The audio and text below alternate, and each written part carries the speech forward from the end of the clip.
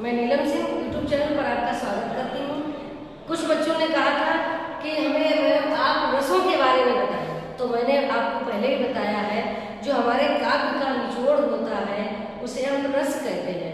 अब रस के कितने प्रकार हैं और इसमें कौन कौन से उदाहरण हैं वो मैं आपको भी समझा रही हूँ। जैसे पहला हमारा है श्रृंगार रस। श्रृंगार का अर्थ होता है प्रेम, इसका अर्थ होता है प्रेम। तो मीराबाई जी की पंक्तियों के द्वारा लिखा है कि मेरो तो गिरधर गोपाल दूसरो न कोई। इसमें श्रृंगार रस की प्रधानता है और इसको बड़े अच्छे उदाहरण से बताया गया है। दूसरा हमारा है हास्य रस। इसका नाम है हास्य। हास्य मीन्स होता है हंसी। तो हास्य रस का उदाहरण है बुरा जो देखन मैं चला, बुरा न लिया कोई, और जो दिल खोजूं आप न मुझसे बुरा न कोई। तो कहते हैं बुरा जो देखन मैं चला, बुरा न लिया कोई, और जो दिल खोजूं आप न मुझसे बुरा न कोई। जहाँ कवि ने सबको बुरा यहाँ पर बताया है।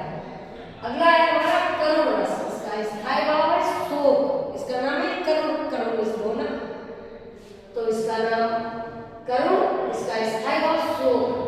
कैसे राम राम कही राम कही तन परिहरि, रघुवीर विरह दाऊ मरे सुलोक सहाय।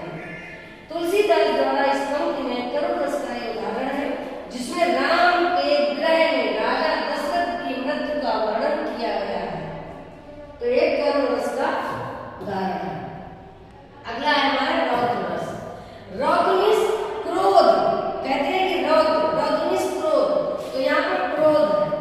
तो सुनत लखन के वचन कठोरा, परस सुधार भयो कर बुरा। तुलसीदास जी की इस पंक्ति में लक्ष्मण के कठोर वचन सुनकर के परशुराम जी का क्रोध जो है बढ़ गया था, उसमें उनका वर्णन किया गया है इसका रौद्र रूप में। उसके बाद में आता है वीर रस। वीर रस मतलब उसका नाम है वीर रस। वीर रस का है उत्साह, मतलब हमारे अंदर उत्साह है। तो वीर रस की कई पंक्तियां हैं। उसमें कहा गया है कि बुन दे हर बोलों के मुंह, हमने सुनी कहानी थी, खूब लड़ी मर्दानी मैं तो झांसी वाली रानी थी। तो इस तरह से एक वीर रस की पंक्तियां हैं। उसके बाद में आता है हमारा भयानक रस। भयानक, उसका नाम है भयानक। भयानक मीन्स होता है डर, यानी कि हमारे अंदर डर किसमें आएगा,